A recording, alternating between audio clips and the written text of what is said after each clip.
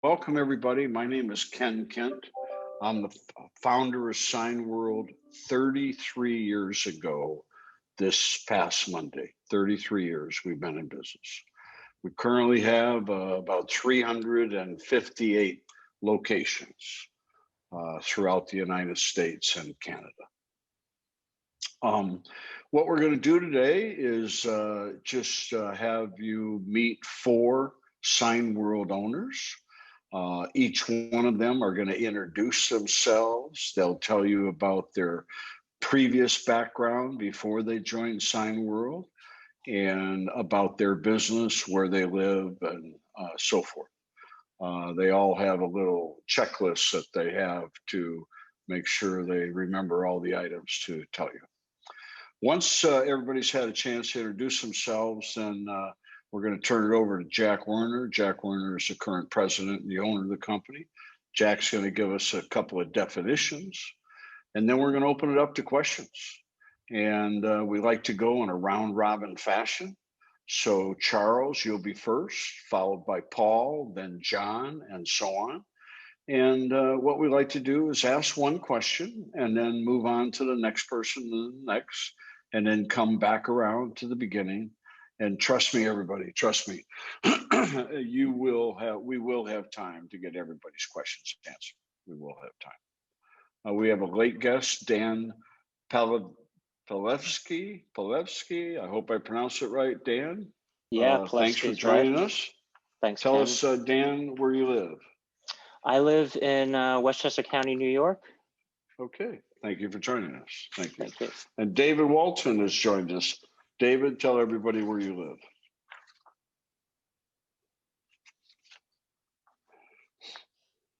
Hello, David. David's in the San Francisco Bay Area.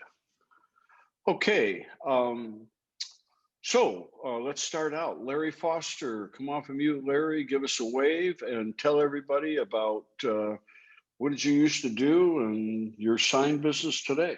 All right. Well, I came out of retail. I worked for Kmart for 27 years. I have owned my own company, Signs and More, for 20 years. The name of the company is Signs and More. We're located in Troy, Michigan. As I said, I've been here for 20 years. I'm in my 3rd location. Started off in 1,700 square feet. Moved to a building that was 4,000 square feet, and about 10 or 11 years ago, I bought my own building, which is 8,000 square feet. I did hit, in 2020, we hit our projections. We did over $1.7 million. This year, we're probably looking somewhere between 1.8 and 1.9 million. And last year, probably the biggest job that we had was late in the year. We did an entire school district from the high school all the way through all the elementary schools, replaced all the signs on the inside and the outside in the schools. And that total job was worth about $160,000. Wow. Congratulations, Larry. Way to go. Way to go. Mike Voling. Mike, give us a wave. Yeah, so Mike Voling, Georgetown Sign Company in Georgetown, Texas, which is on the northern suburbs of Austin, Texas. Been in business a lot shorter than that. Opened my doors November 19, so just over a year, so about 14 months of operation. I'm in 3,000 square feet, divided 1,500 of office space where I've got the printer, rollover table, and so forth. 1,500 square feet of warehouse where I do vehicle wraps, also all the dirty production. I've got currently 4 employees, plus a part-time employee as my electrician, which is needed in the state of Texas to be an electrical sign contractor, plus myself. So I probably have grown faster in that count than traditional. 2020 sales projection, I booked what I thought I would do, but I did not produce and deliver revenue equal to what I thought I would do. But the bookings were there. Biggest customer project, I had a whole bunch in that 10K range. But one of the most interesting ones actually happened, and this is kind of an interesting timing, late April this last year. So coming right out of the mess of COVID, right in the beginning, and all of a sudden I get a call from a customer I've been working on, and he goes, Mike, I'm ready to go forward. And it was a $10,000 order. And what's really fun about that is just this morning, I got off the phone with the developer of that community, that project, that business park, and he wants me to work with them to become the standard sign supplier for that entire business park. So one opportunity can really leverage into other things. Background, I've got director of sales, director of product management, really from startup companies and small companies. The last company I was with took them from nothing to 20 million a year in revenue, hit number 78 on the Inc. 5,000 fastest growing companies. And other quick background, mechanical engineering degree, basically an MBA in entrepreneurism, and a year away from my doctorate in business. And with all that said, Mike Voling, in a nutshell, what is your 2021 sales goal? I'm shooting for 400K. Okay. We hope you get there. So do I. Jim Tardif, Jim in Atlanta, Georgia area. Jim, tell us about yourself and your business. Thank you. Good to see everyone. So I'm Jim Tardif. My company is Signs of Significance. We are about 5.5 years old now. I have currently 4 employees. We're about to add a part-time admin person. We're in our initial space. We're coming up to the end of our lease in this space. It's about 2,500 square feet. We're going to be, we're negotiating a lease right now, so we hope to be moving late springtime to a space that's about 7,000 square feet. Wow. So we have still the initial equipment package, printer, plotter, laminator. We're going to be adding a CNC router when we get to the new space. What else? My background, I spent 30 years with General Electric, mostly in sales and marketing. Retired from GE, became the global sales director for a company out of Atlanta called N3, left there and joined the Signworld family. My son and I started the business, and we've been growing every year. We didn't quite hit our numbers last year, but Georgia was shut down for about 3 months. So we had our team actually furloughed for about 7 weeks. The good news is the last 5 months of the year were the strongest 5-month period we've ever had. So we're hoping to keep that momentum going throughout the future, not only just this year, but years to come. My sales projection for 2021 is going to be, or it not is going to be, is 600,000. 600,000. Great. Well, fantastic that inside of 5.5 years, you're moving to triple the space and taking on a sizable piece of the equipment that can do a lot of stuff. Congratulations, Jim. We're pretty excited about that. All right. Last but not least, Jack Werner. Jack, tell us your story. I joined Signworld back in 1995 as an operation. Started in 1,100 square feet with 1 employee, ended up in 5,000 square feet 10 years later, staff of 11, doing 1.3 million in sales in the world before the internet. I then sold that operation to join Ken at the corporate office, sort of a partnership arrangement to learn his end of the business. I finished buying him out and taking over Signworld in 2014, 6.5 years ago. Ken has stayed on, even though most people, when they sell a business, move on. He stayed on and helping in a lot of roles, teaching sales class and worked with new business Signworld owners, advisor to us. And so we appreciate having him here. When I answer questions today, if it goes more to my experience running a sign company, I'll speak from that perspective. If the question goes more to training and what do we do today, I'll speak from that perspective. So depending on the question, my answer might go this way or that way. A couple quick definitions for you. Signworld is not a franchise. We realize everything else you're looking at is a franchise. We're not here to say us good and them bad, but we're different for a number of reasons. You know, a franchise is appropriate if it's a cookie cutter approach to the masses of people in an industry that's dominated by big players. But we're doing custom fabrication to a small core of repeatable customers in an industry that's totally fragmented.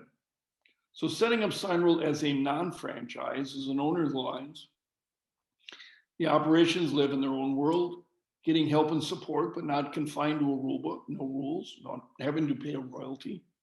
We believe it's all the benefits and attributes of a franchise, just none of the restrictions of it. It's more entrepreneurial. We tend to attract more leaders than followers. If you're the follower, content to do it the franchise way, whether you like it or not, trying to franchise will be fine.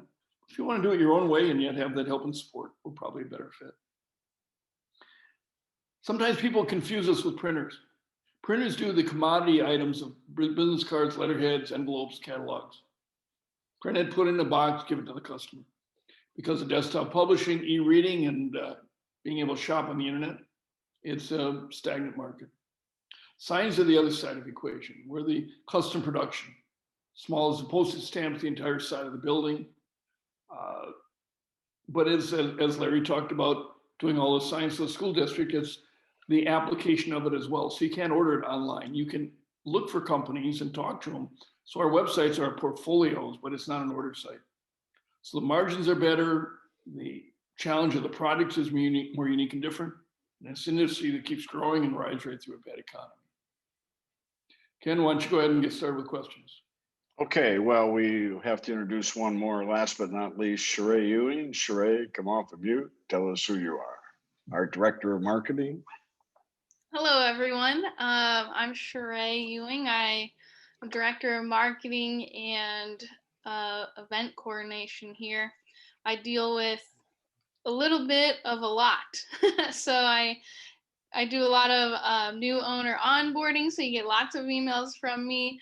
All the content creation here that goes out, and I plan the annual convention that we are hoping to have near the end of the year this year. So hello to all and welcome. We got a great presentation for you today. Thank you, Sheree. Okay, let's get started with the questions. So Charles, come off of mute and give us a question. Go ahead. So you gentlemen and, well, ladies and gentlemen, indicate this is not a franchise, so to speak, as far as cookie cutter. So I'd be interested in learning more about what differentiates you from the franchise model. Okay, Jack Werner, you want to start out and tell us the difference between franchise and a business alliance? You can actually, I think, go ahead and I think Larry's explanation of what he wanted to do answers the question. Okay. Let's start there. Larry, why a business alliance and not a franchise? Well, you know, when I started, I had one background that I had always been in. So I go to look for my new career, and I'm looking in industries that I don't know anything about. So when I looked at it, I looked at a lot of franchises and I liked what I saw, but at the end of the day, it was still the feeling that I was running a small portion of somebody else's company. So I found Signworld, and it was set up differently. They gave me all the things that I needed to get started in an industry that I don't know anything about. I get vendors, I get training, the equipment package, all of those things to get me up and running, and then it's my company. And so that's what I like about having my own company versus working for a franchise. Mike Voling, go ahead. Yeah, kind of along those same lines. It's my company. I can name it what I want, run it how I want. I don't have to worry about reports back to the home office. Especially this past year, there's no royalties going back, which has been huge. Unlike my competitors who are paying a significant amount, and that money comes out of their bank on a monthly basis, whether they wanted to or not. But the ability for me to create my own culture, run it the way I want, operate it the way I want was a huge factor. And if I was in a franchise and my co-finisher was a franchise and they made it really clear, you are not to do it. You're to do it our way, by the book, end of story. And so thank you, Mike. Having that Jim ability- Tardif, your thoughts, Jim? Yeah, I would say very, very similar feelings to Larry and Mike. I remember when I was doing my due diligence, I did in fact meet with some of the franchises. I did some site visits with a fast sign And, you know, they seemed to be happy in their model. At the end of the day, the idea of having to pay a royalty and a marketing fee out of my profits was just a killer for me. I felt like if I want to have a marketing budget, I want it spent in Roswell or the greater Atlanta area, not spread across the country. I wanted that control over where my spend was going. And I wanted to be able, like these other guys, make my own decisions for my own company. Jack, maybe explain for us the difference between a franchise and a business alliance. You know, in a franchise, you're operating under their name, confined to the territory they assigned you, having to follow their rule book, do it their way with the customers that they're either marketing and giving you, and whether you like them or not, that's who you've got to deal with. We're going to do the opposite. We're going to set you up in a business, helping you create your own name, advising and guiding you to build your own culture, taking process and procedures that we have established, but yet letting you customize it to your own way. So it really becomes your business. There's lifetime of training and support. There's video conference training virtually every day for the rest of your life and all the facets of the business. So all the benefits of a franchise, just none of the restrictions. No rules, no royalties, but all of the support that you would expect from any signed franchise. Paul, come off of mute, Paul. Yeah, Is thanks. is this Paul Bohr in Clarkston, Michigan? I grew up in Michigan, but no, this is Paul Lang in Nashville, Tennessee. Okay, sorry. Had you confused with another Paul, but go ahead. I'm sure he's a great guy. No worries. So I'm kind of curious to get a feel of, you know, what's a day in the life of an owner. You know, what are you doing, and I guess how has that evolved from when you start to once you become a little more established? How does your role change? Okay, let's start out with Larry Foster. Larry, in the good weather, the summertime, how do you, on average, your week? Let's see, you start out with 2 days a week playing golf, am I right? 2 or 3 during the week? 3 days a week. Yeah. 3 days during the week, Monday through Friday. Well, 2 days during the week, on Wednesday Okay. and Thursday, and then Saturday morning. All right, and then the rest of the time, what do you do with your business? Well, it's been pretty similar pattern from when I started to now. It's changed slightly, but you know, we start at 8 in the morning. We have a meeting with our entire organization so that everybody's clear on the day's priorities. After the meeting, I will go and make any phone calls that I need to make. And then between 10 and 2, I like to travel to go see customers, whether that be new customers that I have appointments for, or to stop in and see existing customers. I try to travel between 10 and 2 just because traffic patterns are easier.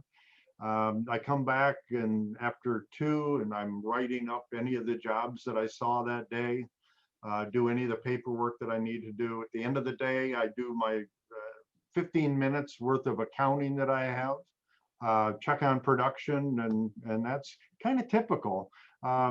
The only thing I would say over the years that's changed, I probably am not out as much as I was early, but a lot of that's because of the website now versus actually going out to see customers. Mike Bowling, how do you spend your day? Yeah, it's a lot of different hats, which is a good thing. That's one of the things that drew me into this. We always start, just like Larry said, with a stand-up meeting where we review everything that everyone's going to be doing for the day. One of the interesting changes I've just made is I took my production manager and made him into a sales manager. So we get production up and running. Then me and Ryan discuss about the sales activities, what's outstanding, what's going on.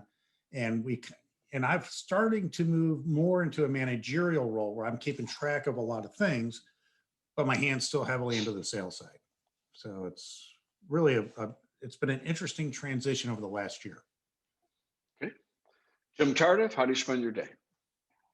I typically start most days on some type of a networking call. Those start anywhere between 7 and 7:30 in the morning. They'll last an hour to an hour and a half. And so I'm involved in many different networking organizations. Then we once that's over, we get into the day. My background is sales, so I'm still heavily involved in the selling aspect. As I continue to mature as a entrepreneur and business leader, I'm learning more and more to delegate and prioritize. But I'm still evolving that way, to be honest with you guys. So we get into, the heat of the day, and I'm trying to work in the business as well as on the business throughout the day. But my day is full of a lot of different activities, all exciting stuff. And Jack Werner, you ran your own sign company for 10 years. How did you spend your time day one, and how did you spend your time at the end of 10 years? Just answering it from a little different perspective from the others. You're probably spending 75% of your time in customer involvement and building the workflow to keep ahead of your staff. 25% of the time in the administration of the business. Although 75% with customers, probably half of that is out of the office, the other half is at your desk. In the beginning, it's more building relationships. Long-term, it's nurturing those core customers. I had 15 customers, gave me 80% of my business, and some I was meeting with a couple times a week because we had that many projects going on. Meeting with them every week or every week. So it's nurturing the business going on. But the beauty is every day is different, every project is different. This isn't repetition day after day. Okay, thank you. John, come off of mute. Hello, go ahead, John. Hello, can you hear me? We can hear you fine. Oh, good. All right. John, tell us your last name, please. Avila, A-V-I-L-A. Okay, go ahead, John. And where do you live? I live in Granbury, Texas. Okay, go ahead. I spoke with Jack a night or two ago and kind of got the gist and feel of what you guys are talking about. At the moment, I guess the questions I have would be more on the technical side, so I'm good to listen for a while. Okay. At any time, John, if at the bottom of the screen, if you want to go to the Q&A box and click on that and type in any question you might have, we'll get to it toward the end of the call. Good deal. Okay, Clay, come off of mute. Hello, Hey. Go ahead, Clay. Go Hey, ahead. appreciate it. Wanted to ask about the when y'all decided to move from your second employee. Your second employee, was he front office or back office? I know your first employee is going to be someone to help you with signs, but is your second employee going to be a front office type of guy, or is it going to be a back office type of person? Larry Foster? Well, I'll tell you what, in my opinion, it depends on your first hire. The first hire that you make is kind of the person that can do a little bit of everything. Can do basic design work, can make a sign, and can do basic installations. If that person is stronger on the design side, the second person I would hire would be somebody in production. If their strength is more on the making of signs and installing, I would then hire a designer. So I think you have to play it that way. Mike Volin? Yeah, second hire was an installer, third hire was a designer, fourth hire was another installer. And it was only recently that I even took the one guy, moved him into a sales role. And even that was special consideration because it was unique skill set, but not a salesperson out of nowhere. Mike, when you say installer, these are also production guys too. Yeah, absolutely. And that was the other thing I did mean to mention there, Ken, is that I'm fortunate everyone I hired can do every role, design to production to installation. Okay. Jim Tardif, second hire and forward. Yeah, my model is much like probably Larry and Mike, but what Mike said about every person can handle every role. But when my situation is a little bit unique. I mentioned that my son and I started the company. My deal with Christian was that I would bring him on as soon as I could afford to hire him. So he actually had a different job for about the first year that we were in business. My first hire, Kevin Dean, is my designer and production manager. I was very fortunate to get a guy that had a lot of experience, top quality guy. So it took us a year to get us to the point where I could hire my son, and he came on and he's now my VP of sales. So the way I looked at it, I needed sales before I could worry about producing stuff. So we have a very strong front end focus. All right. I'm going to insert a question here along the same subject. Larry Foster, do you hire on skill or do you hire on attitude? Oh, now it's definitely attitude. I can train them on the skills that they need, but I need the attitude. And Mike Bowling, would you agree with that? Absolutely. Okay. By the time they get to me, it's attitude, pure and simple. Okay. And Jim Tardif, same. If you were hiring someone today, you'd go more for attitude than skill. Absolutely. Okay. Jack Werner, your thoughts? You know, I've got to do 2 interviews later this week with a new operation in Panama City, Florida. The 2 finalists, one has 10 years of experience, the other has 20 years of experience. So before you open, we're going to help you find a qualified journeyman sign maker that can design it, can print it, can assemble it, can install it. This is their career. And that first employee does need to be the career sign maker, and you're hiring for skill set more than you are hiring for attitude. While you want both, you're hiring for skill set. But from there on, you're hiring strictly from attitude in your training once you've got the business up and running. You know, if your first one is better on design, your second one needs to be better in production. Your first one's better in production, the second one needs to be better in design. So you're going to be filling in gaps. They're all complementary skills. They have their strengths of expertise, and then they're going to have the areas they fill in, and you're going to build a team around that. As you get to probably 3 employees, you start looking for admin help. As you get to 4 and 5 employees, you're definitely trying to make sure you've got somebody in there as a production manager. Okay. To my panel of Signworld owners, we're halfway through our time and we've only covered 4 out of 12 people. Shorter answers, please. Shorter answers. Connor O'Carroll, come off of mute. Go ahead, Connor. Good afternoon, everybody. I just have one quick question for everybody. And if you were to start your business again, what would you do differently? Larry Foster, what would you do differently? Besides start it earlier, I would say I would have promoted my business earlier. I waited until I was open to start promoting myself, and I needed to do it while I was in the opening mode. But your first point is you would have started sooner in life. 10 years sooner, yeah. Okay, Mike Bowling, what would you have done differently? You know, it's kind of hard for me to say. I like the steps I've taken. My biggest challenge was having COVID hit 3 months after the doors opened. Okay. Jim Tardif, what would you do differently?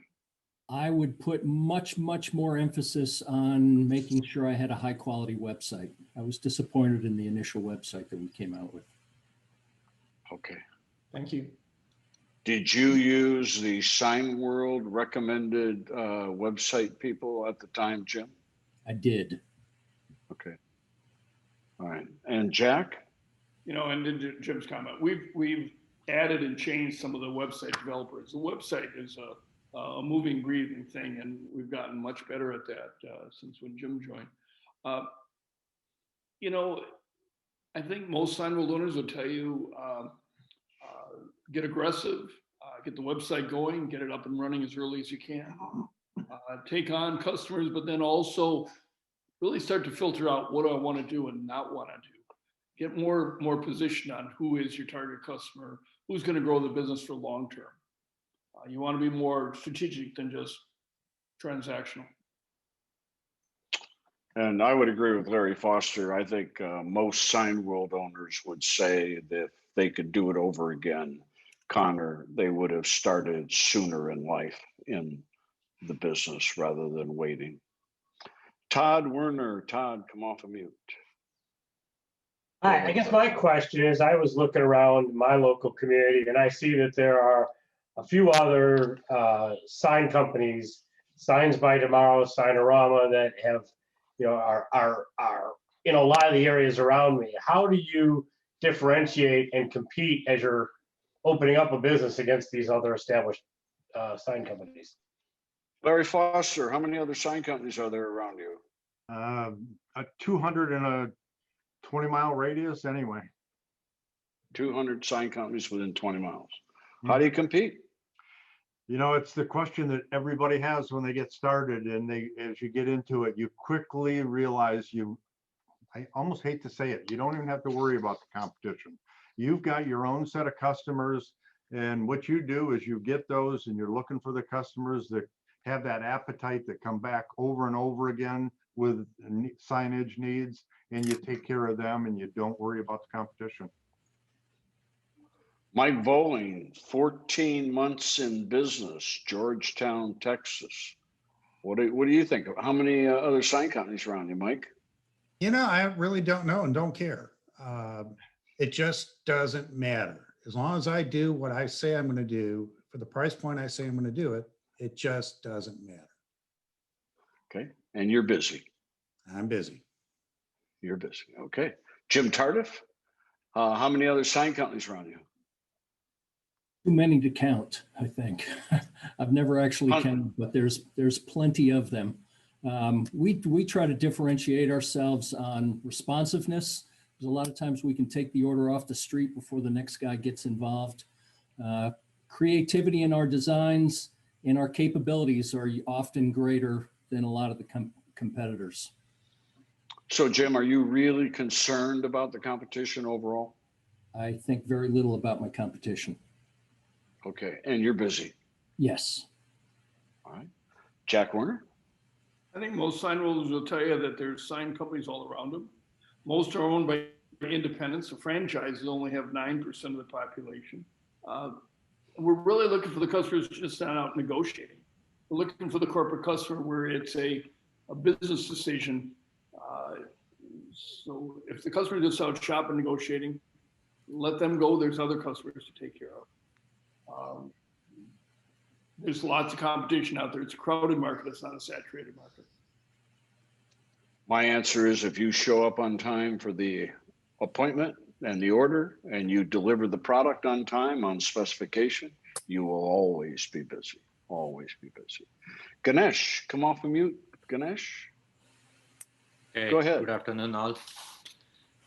So my question is like I heard a gross revenue numbers from 600,000 to 1.8 million.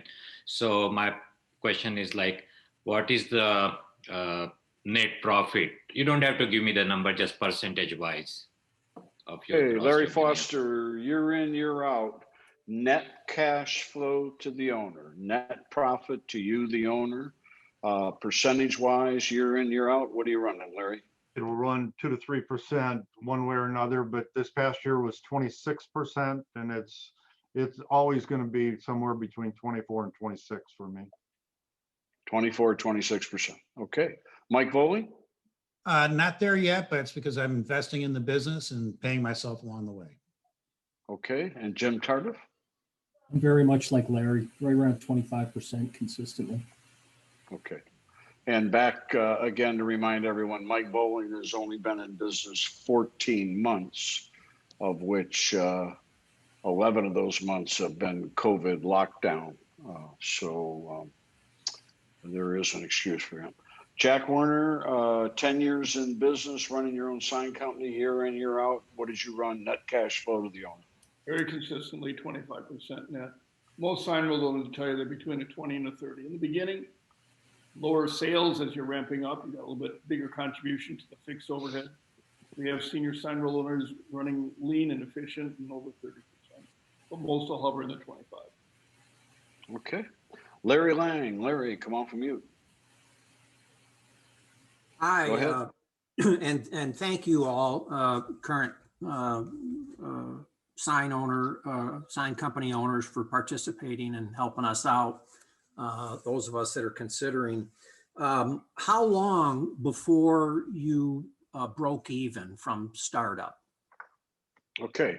Larry Foster, how many months in business before you broke even cash on cash? How many months in business? 4 months. How many months in business before you took your first paycheck? 5 months. All right. Mike Voling, how many months in business before you broke even cash on cash? Still waiting for that point, but one quick thing. When COVID hit in March, I was on track to do $40,000 in bookings that month, 4 months in. I did 13 because of COVID. So the business model has proven itself at that point, but then COVID just temporarily crushed it. But I still had a good year. All right. Jim Tardif, how many months in business before you broke even cash on cash? 6 months. And how many months in business before you took your first paycheck? That's a good question. I would say I was probably 8 or 9 months in. Okay.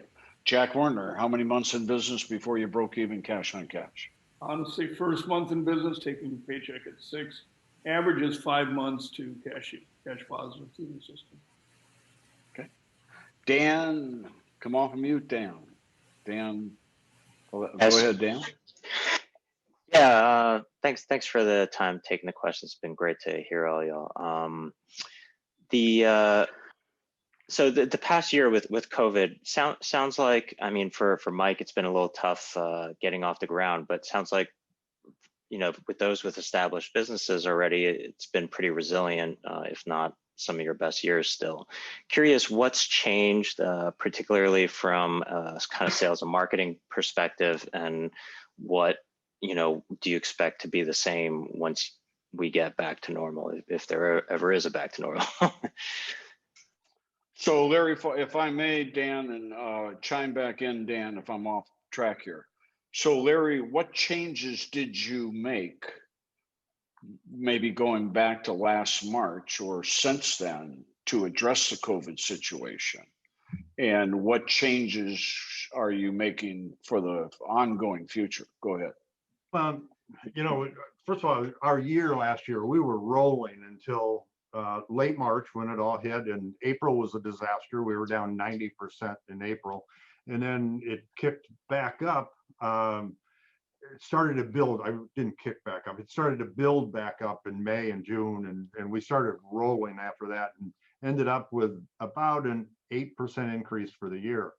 But it was during that period of time of April and May and June, so many things changed. The types of signs that we were doing all kinds of stuff in the plastics. You know, we were building the shields and things for service desks, for some of the plants that we do work with. Lots and lots of work for restaurants that were pushing the carry-out business and all the safety measures that all of our customers needed to do what little business they were doing. So the type of product that we sold shifted. Our website, we adjusted that to let people know that we sold that type of thing. So that's kind of how we adjusted. Mike Voley? You know, we didn't pivot too much. We did do some social media or some social distancing floor stickers. Texas DMV ended up being a big customer. But I was seeing enough business still coming in late April, May, and so forth, that I kept my focus on who I wanted to be, so I didn't get distracted along the way and have to repivot on down the road. So I kind of kept the blinders on intentionally. Jim Tardif? Yeah, when the COVID hit, we ended up furloughing our whole team except for myself. I felt it was important for me to make sure that Signs of Significance was an open business. We were supporting, like the others, a lot of the essential businesses with signage they needed. So there was a little bit of a shift there. But quite frankly, since our governor opened the state back up, it's been gangbusters since then. So what's interesting is we've gotten a lot of referrals from other sign shops to do stuff that they no longer have or maybe didn't have the ability to do in the past. Okay. Jack Werner? Before I answer, Ken, I'm going to introduce a couple of slideshows that are going on in the background. There's no audio to them, so you'll be able to see some things visually while we're talking. The first slideshow is going to show you some of the facilities inside and out, so you can see what operations look like. The second slideshow is going to show you what is a sign, not only what's able to be made from the original equipment, the things that you're going to outsource, and then longer into it, showing you unusual things that you wouldn't consider as a sign, just showing you the breadth of what we do. The third slideshow is going to show you the Wall of Fame, some of the larger projects Signworld Owners have submitted to our Wall of Fame, their brag sheet of projects they've done as we get more complex in things. You know, COVID hit everybody. I think it hit every business in the world.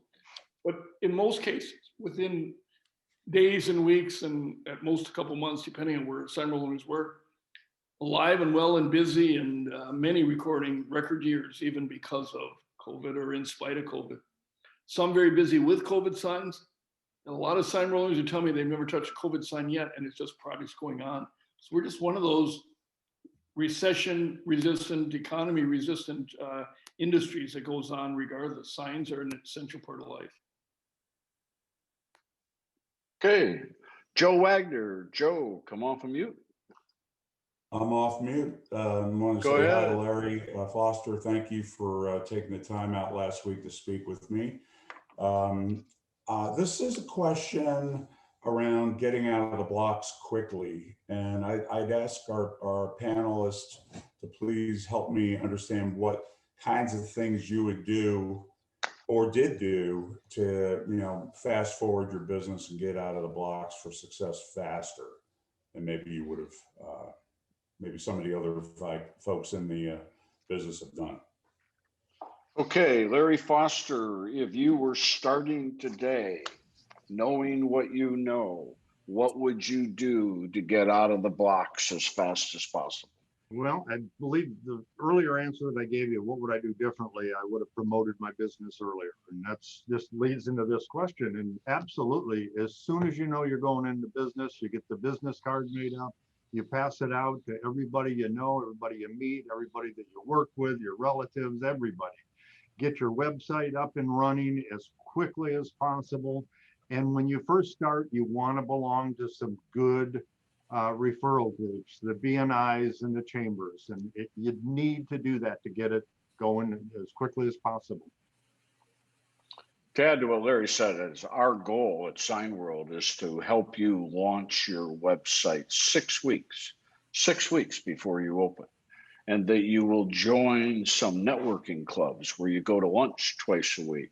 You'll do that the day you make your decision. And for the 3-month period that it's taken you to open up your business, you're out there networking at these lunch clubs once a week for 3 months. Mike Voling, what would you do if you could turn the clock back? What would you do differently, better to jumpstart your business and get out of the starting blocks faster? Yeah, the one thing I definitely did correct was on day one, started interviewing the website companies, literally day one after I signed the contract, because that's a long pole in the tent. The other thing I would have done differently is I would have joined a BNI group and started going to chamber meetings earlier. Okay, so you would have done that right away. Yes. Okay, Jim Tardif, if you could rewind the tape, what would you do differently to jumpstart your business? Well, I came from a sales background, so like Larry was talking about, the day I knew I was doing this, if I went into a store or anywhere that I was doing business, I'd drop off a card. I'd let them know I was in the sign business, start asking for business. Joining networking organizations is key. I would also meet with the economic development leaders of the cities, especially the city you're in, but let them know that you're in business in their city, and they will direct you to the people that will help you grow, especially in that particular city. Jim Tardif, if you could start it over, what would you do better? That was me. Oh, I'm sorry. It's okay. I can tell you again. No, got everybody. Jack Werner? We're going to give you 56 different things in training to do, but very honestly, you need to reverse engineer the process. You have a sales goal for the month. You know how many weeks are in the month, how many days are in the month. You got to have a daily goal, a weekly goal. Knowing that, you need to know what your average order size is, to know how many orders to write up. Knowing what your conversion rate from a quote to order is, you know how many quotes you have to write up. From there, you got to figure out how many interactions you have to get those quotable opportunities. It's your responsibility to drive the business and to reverse engineer the activities. And that's what we're here in our sales marketing coaching classes to do, is teach you how to reverse engineer the process so the results occur. Not just wake up in the morning and hope something happens, actually have a plan and a process to do it. Okay. Robert Clark. Robert, come off of mute. Go ahead. Go ahead, Robert. We cannot hear you. Hello, Robert. Robert did type a question, so I'll just ask his question that's typed. What were your most popular products in year one, and what is your most popular product now? Okay. Larry Foster? Well, I guess when I started, we did a lot more banners and coroplast signs, some pretty basic signage when you start. And now, as you mature, I guess in your business, you do a lot more involved in bigger projects. But I will say one thing, it's been very consistent. About 70% of all the business that I do comes in one way or another comes from a printer. So I would say that's the strongest thing that you can do is know your printers. Okay. Mike Bowling, 14 months in business in Texas. Is there anything marginally different from month 1 to month 14 as far as the kind of products you're making? I don't want to say the product mix hasn't changed a whole lot. Probably our focus has probably changed. We now know what we're good at. We know what types of things to avoid. And I think that's the biggest thing to have learned in the 14 months, what to avoid. Okay. Can you give us one idea of what to avoid? I kind of stay away from yard signs as an example, but I'm putting a little less emphasis on electrical signs, which I thought was going to be a big part of my business because I'm outsourcing. Ironically, one of the biggest Signworld guys is here in my town. He does it all internally. And so for me to compete, the margins are really lower than I thought they would be in that particular segment. But at the same time, I'm also using him now as my outsourced installer. So it's kind of a give and take. Got it. Okay. Jim Tardif? When we started, I looked at what my in-house capabilities were, so which is typically two-dimensional. So we had a lot of signs on ACM, which is just a substrate, right? But graphics mounted on an ACM kind of a panel. Now we're evolving. We're doing much more dimensional. We're starting to do more monument signs. We do a lot of vehicle graphics. So those tend to be much higher profit as well as higher revenue opportunities for us. Okay. Jack Werner? You know, the beauty of Signworld, or the beauty of sign business, is it's everything from a name badge to a billboard. You're going to be able to produce 75% of in-house and outsource the other products, so everything can be sold. In the beginning, your target customer is somebody that needs a sign and has money to pay for it. And then after you've done some jobs, take it as some products, you'll start to focus your marketing towards niches, towards areas of confidence in whatever, either types of customers you like, the types of products you like. So every single Signworld owner has a whole different mix of who they go after, what they avoid, and what they do. That's the beauty of the system, is that you can customize it to where you're happy and where you're good. Okay, next is Dan Werner, one of our staff members. So after that, Keith. Keith, do you want to come off of mute? Hello, Keith. Yes. Go ahead, yep. Keith. Nope. I'm just here to observe. Actually, I'm interested in looking at purchase of one of these businesses. Okay. No questions at this time? No? Okay, we have a typed in question from John. Can designers be used remotely? Larry Foster? They can. I prefer they don't. Again, we talk about COVID. When COVID hit, I had a designer working from home for about almost 3 months, and it worked fine. I just prefer to have them here. Mike Foley? I have not done anything remote in that regard. It doesn't say you can't do it. I just like having the person here because I love that interaction back and forth. It is an iterative process. And Jim Tardif? I think I've only used a remote designer once. So we have it all in-house. On-site, in-house on-site. Correct.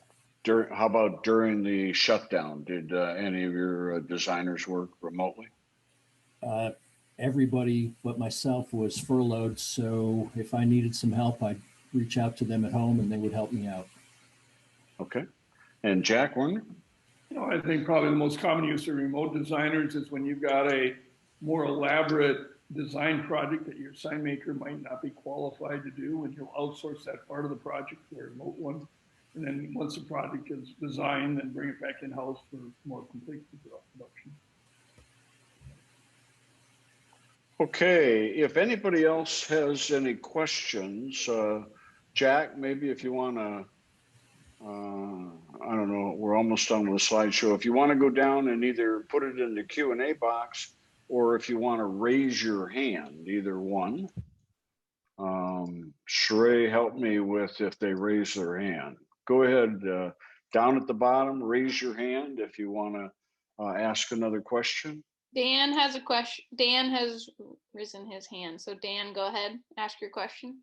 Hey, thanks. Yeah, just maybe kind of a softball, but what's the favorite thing about owning your sign business, and what's your least favorite thing?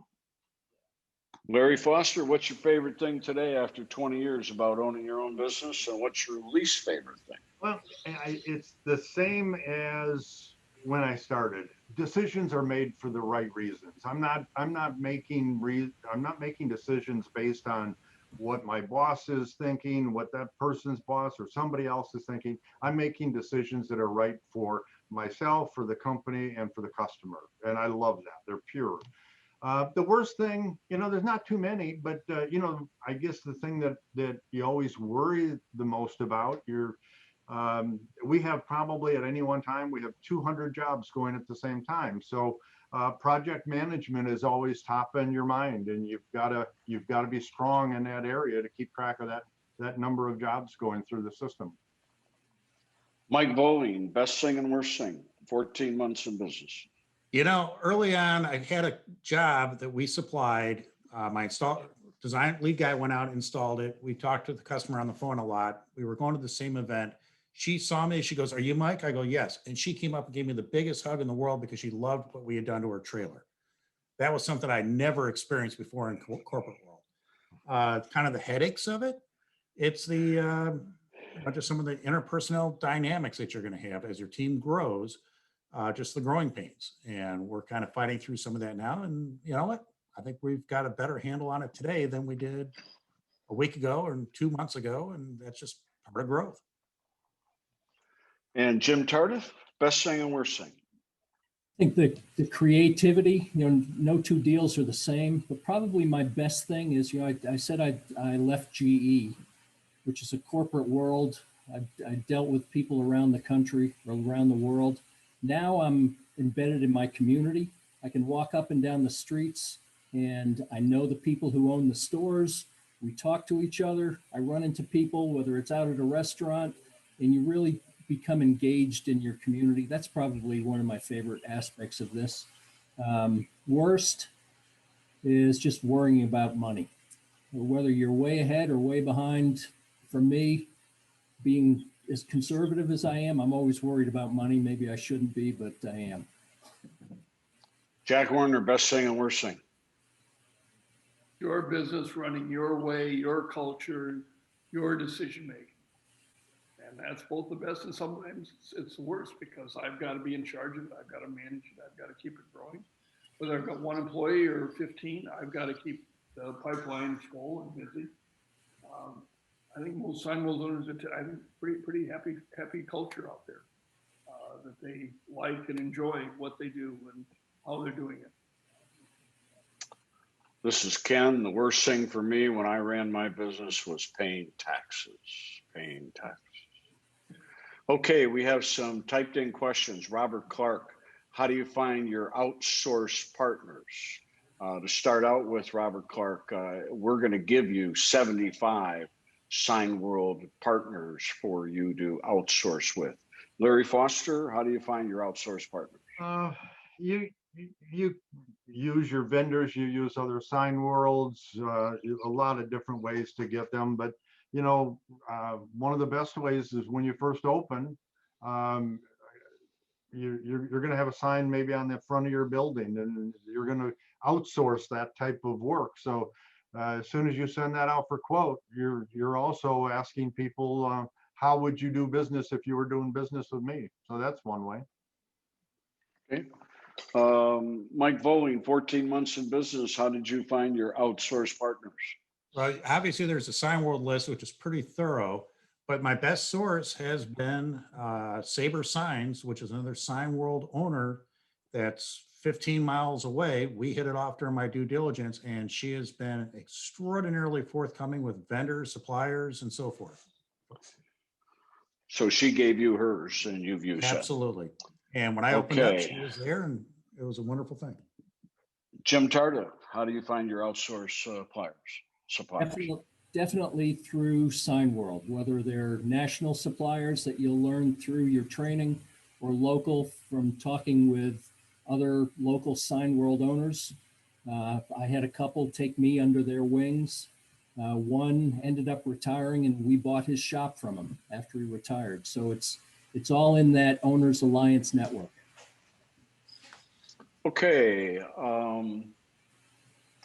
John asked the question, what would be the difference between a designer and a sign maker?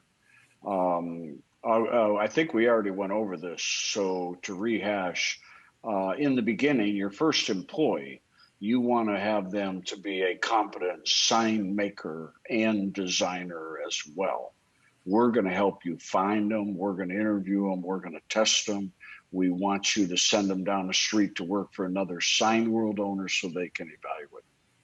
But after the first employee, you're going to hire on attitude and train them in what you want them to do.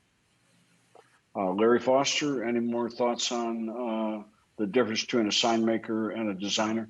No, a designer does the design, takes somebody's logo, puts words with it, so they create something. The sign maker is going to make what the designer designs. Okay. But in the beginning, was it the one and the same person? Yes. First employee? Yep. Okay. Mike Voling, any other thoughts? No, I mean, basically the designer is going to come up with the concept and put it on paper or electronics in this world, and the sign maker makes it happen. But as your first employee was one and the He's same. a jack of all trades. It's your most important hire, and he's phenomenal. And Jim Tardif? Yeah, the first guy person needs to be able to do it all. One thing I would say is there's a difference, although it's sometimes subtle, a difference between a graphic designer and a sign designer, and you need to make sure you know the difference. Okay, we only have a couple minutes left, so short answers. Larry Foster. David has a question. I don't think he got to ask one, but his hand is raised, so let's let David go ahead and go. Go ahead, David. I'll be quick.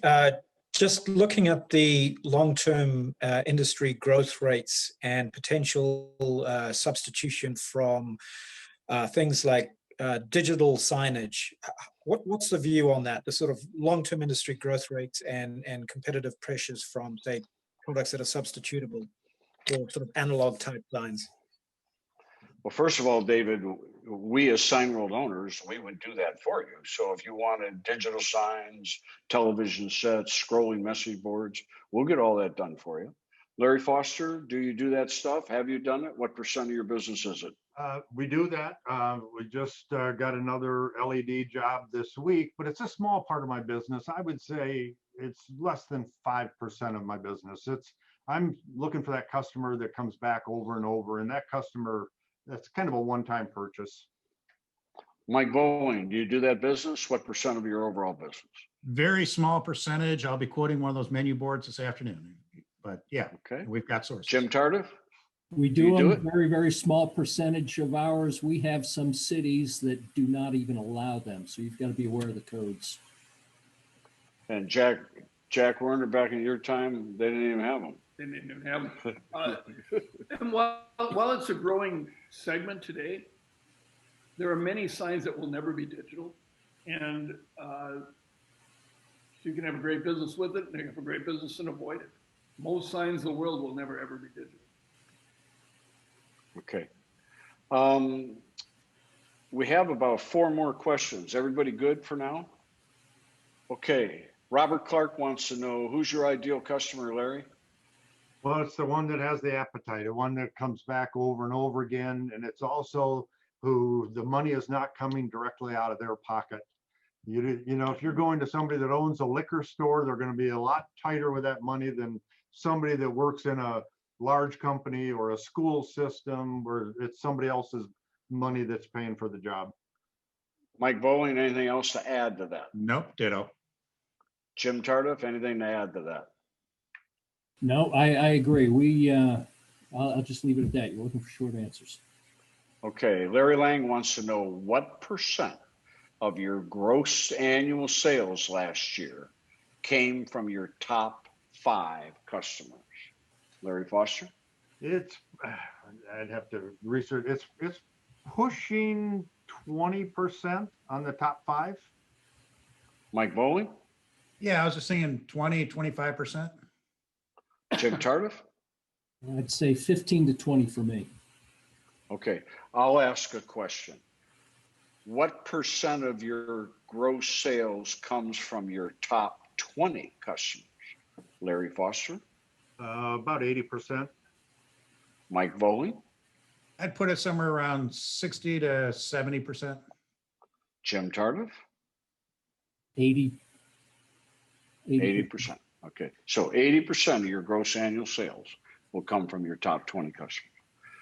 Ganesh wants to know, how do you provide benefits to employees such as healthcare? Larry? We didn't for the first 10 years we were in business. We now offer healthcare for all employees. Mike Bowling? I offer vacation. That's it. Jim Tardif? Holiday and vacation time. Jack Werner? It's an industry that you don't need it for acquisition because most are coming from an independent sign company that didn't offer. But you will add it over time for retention purposes once you can afford it. Okay. Clay wants to know, do you do payroll or do you outsource it? We teach you, Clay, outsource it, $15 a check. So if you have one employee and you're paying it once a month, your total payroll costs are $15. You'll use a company like ADP or perhaps your local bank. Larry Foster, do you outsource your payroll? Who do you use? Outsource, and I use ADP. Mike Bowling? Paychecks. And Jim Tardif? Connect Pay. Okay. Mike, Jack? We did it ourselves. Okay. Dan Werner, if you're still with us, come off of mute. Tell us about website development. What do we do for everybody? Dan, are you there?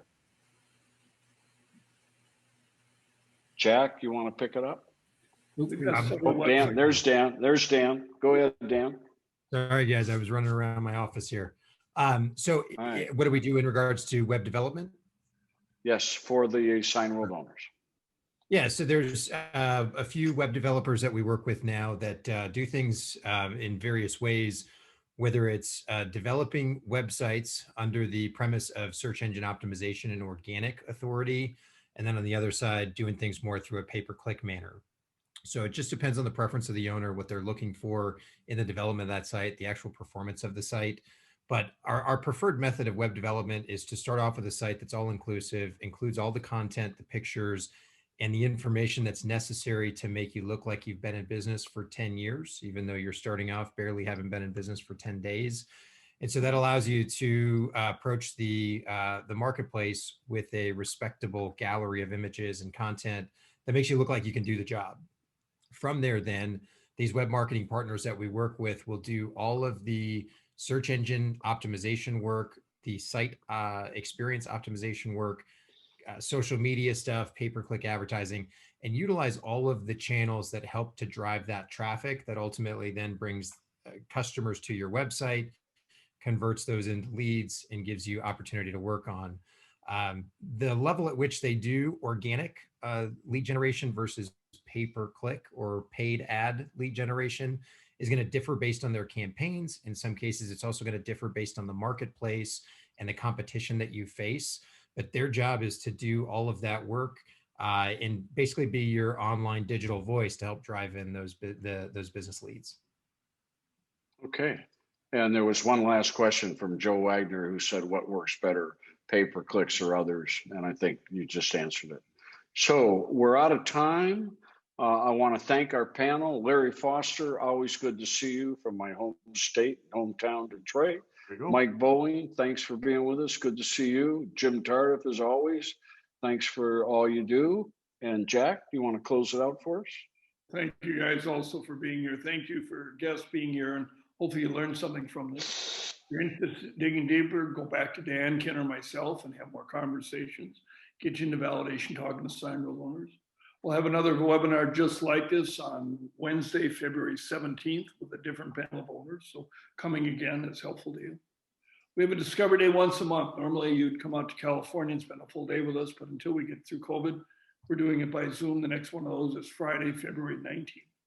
Following one after that is Friday, March 19th. So if we can get you deep enough in the process for the February one, you can come then. Otherwise, we'd have to hold you back till then. So go back to Dan, Ken, and myself and figure out what it is, steps you need to do to get to that point. We're here to help you. We're not here to press you. Signs a fun business, and we're alive and well and healthy and successful. So have a great day. I hope this has all been helpful to all of you. Thank you. Thanks, everybody. Bye-bye. Thank you.